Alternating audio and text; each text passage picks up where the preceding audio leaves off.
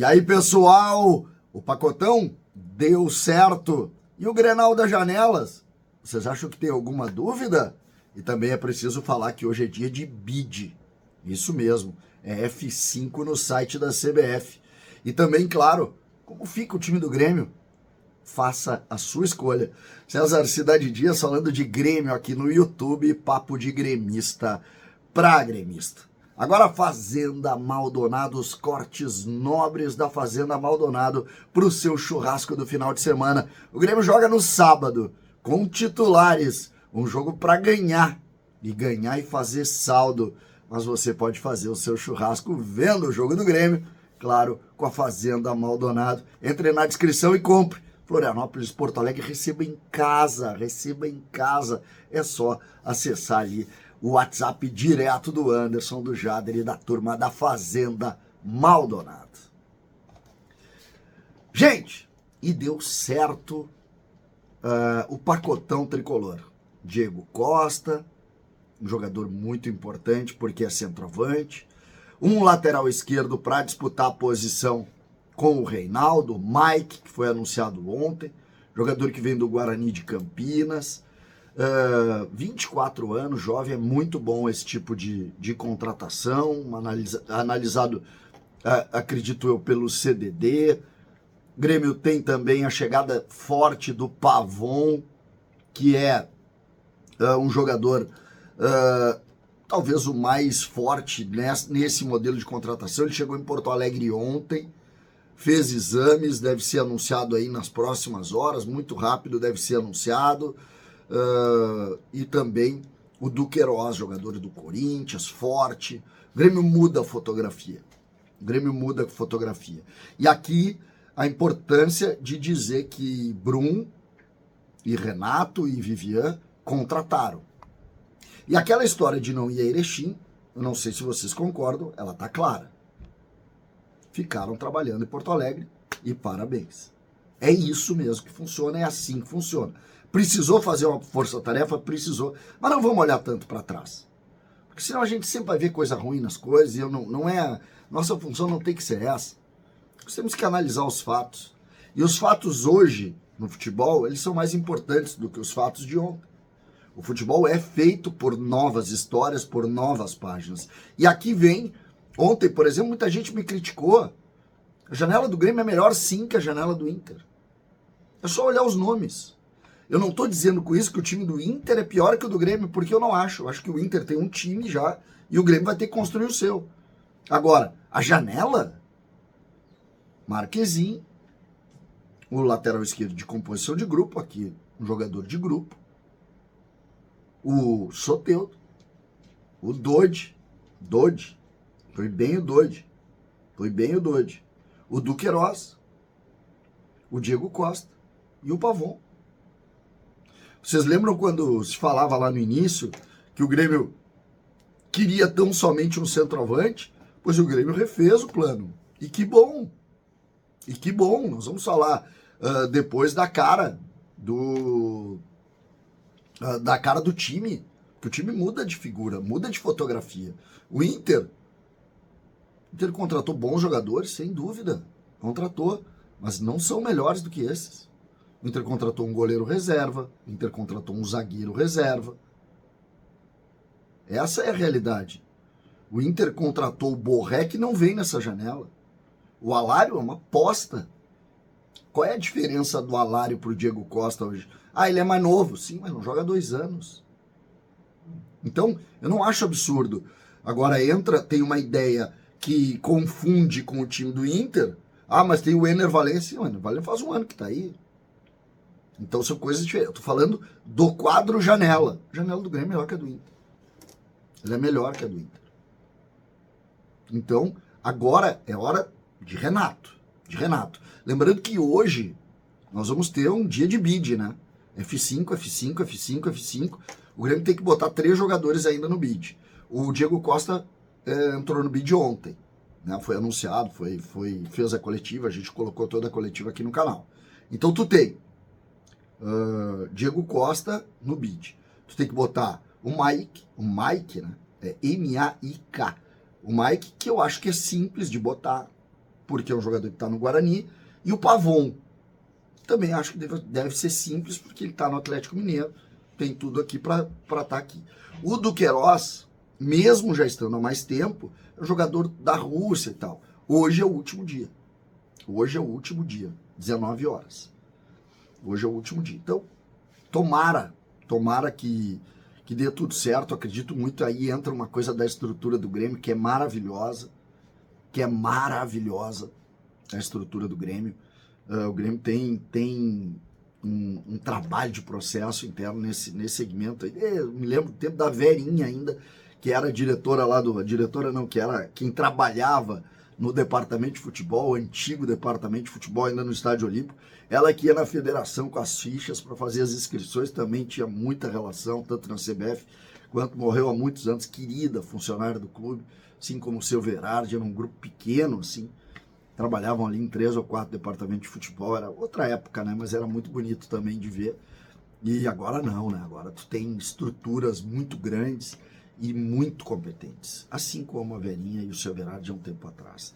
Então, dito isso, nós vamos torcer para o BID, os 3 jogadores que faltam, e nós vamos começar aqui a montar o time do Grêmio, o novo time, a nova fotografia, com todos à disposição. O que eu posso imaginar? O Marquezin veio para ser titular, mas hoje o Grêmio tem um goleiro reserva muito competente. O goleiro Kaique está muito bem, e o Grêmio conseguiu subir a régua dos goleiros. E aqui, um diagnóstico importante que o Grêmio fez, e é importante a gente dizer isso. O Grêmio começa o campeonato do ano passado e do ano retrasado com Breno e Grando, e o Grêmio melhora com o Marquezin e com o Kaique. Na lateral direita, o mesmo quadro, JP e também o Fábio. Eu acho que o Fábio vai ser titular.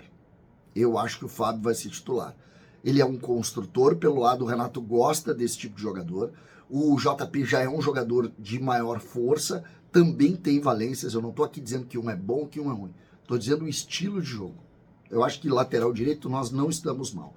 Zagueiro, nós dependemos muito de Jeromel e Kahneman. O Rodrigo Eli está sendo colocado também com uma boa avaliação. O Gustavo Martins e o Vini estão um pouco abaixo, mas o Gustavo a gente sabe que ele tem potencial. Então nós precisamos muito de Jeromel e Kahneman para manter a estrutura da zaga. Achando, pelo menos na minha opinião, que o Grêmio precisa um pouco mais de meio campo. Nós vamos chegar lá. O lateral esquerdo, acho que o Mike vem para compor, mas acho que o Reinaldo segue titular até a gente olhar o Mike e ver o que ele pode dar. Eu vi alguns jogos do Guarani, não me gritou os olhos, assim, não foi alguma coisa que, esse aí vai jogar e tal. Não posso dizer isso pelo que eu vi, mas eu vi pela televisão, é sempre diferente. Então eu não quero fazer também nenhum juízo prévio. Mas chega um lateral. Eu gostei do Wesley no último jogo, lá em Erechim, eu gostei. Acho que ele está evoluindo, acho que ele vai estar bastante com o grupo, ele está maduro, está melhor ele. O meio campo, tá? Meio campo o Grêmio agregou 2 caras. O Grêmio agregou o Dodi e o Grêmio agregou o Duqueiroz. Eu acho que o Grêmio vai mudar, tá? O Grêmio não vai jogar com 2 extremas. Não vai jogar. Então, na minha opinião, o Grêmio deve jogar com Vija Sante, com Carbajo ou Dodi, numa primeira linha, e numa segunda linha, com Duqueiroz e com PP. PP, na minha opinião, passa a disputar a posição com o Cristaldo. Anotem isso. Ele passa a disputar a posição com o Cristaldo. E o Natan Pescador fica numa terceira linha, o Grêmio tentando colocar ele em algum clube. Joga muito pouco o Natan Pescador. Muito pouco. E eu não estou dizendo nem com a bola, ele sabe jogar com a bola. Só que ele não se adapta a esquemas que necessitam de intensidade sem a bola. Essa é a realidade. É um jogador que quando perde a bola vira as costas pro jogo. E hoje em dia no futebol tu não tem mais espaço para isso. Não tem mais espaço. Então para mim, o PP passa a ser uma opção de terceiro, de quarto homem, de meia. O Grêmio jogando ou no 4-2-3-1 com esses dois meias participando mais do processo do jogo, ou o PP vira uma espécie de Douglas. Aí tu vai dizer, como assim Douglas? Isso. Ele sai um pouco da linha e vai para frente, brigar lá, e quando o Grêmio tem a bola, ele dá 2 passos para trás e vem construir. Ele que tem uma boa técnica, que é um jogador interessante, mas que como volante não consegue dar o trabalho que precisa na frente da zaga. Para mim, o Grêmio caminha para isso. Vai faltar 2, certo? E tem 3, ou 5, ou 6. 2. Quem são os 2? Um é o Diego Costa. E o outro são os caras que vão ter a capacidade de jogar de lado. Como a gente está falando de um grupo maior, nós temos algumas opções ali. Eu acho que o Grêmio pode caminhar ou para 2 atacantes movediços, com o Diego Costa sendo apenas uma opção, jogando Pavon e Soteldo, ou o Grêmio tem Diego Costa e esses segundos atacantes aqui vão revezar bastante e principalmente vão ter, quando a coisa não dá certo, tira um dos meias, tira um dos volantes, joga os 2 extremos e vamos jogar para frente. O fato é que a partir das contratações, o Grêmio passa a ter muito mais opção. E eu quero deixar claro também a minha avaliação aqui, e eu já ontem ia falar sobre isso, não falei, vou falar hoje à tarde. Gustavo Nunes. Se ele evoluir como está evoluindo, titular é ele. E aí tudo modifica, porque aí a gente sobe a régua muito. Mas isso, claro, depende dessa evolução. Ele tem 18 anos, mas realmente algumas ações dele estão impressionando. Dessa vez, o Grêmio não vai lançar 10 jogadores. Eu vi muita gente fazendo meme dos meus elogios a jogadores da base. Muita gente fazendo isso. E eu não tenho problema com esse meme, tá? Jogador da base se dá moral. Jogador da base se elogia. Só que dessa vez o Grêmio tem um grupo mais robusto que vai evoluir. E que tu tendo 2 ou 3 peças no meio desse processo, tu vai. Por exemplo, eu nem citei o Ronald, que é um desses volantes que também vai compor o grupo. O Grêmio muda de patamar a partir dos 7 reforços. E agora é com o Renato Portaluppi. Agora a cobrança está toda no colo dele. O Grêmio se reforçou. E aqui, parabéns à diretoria.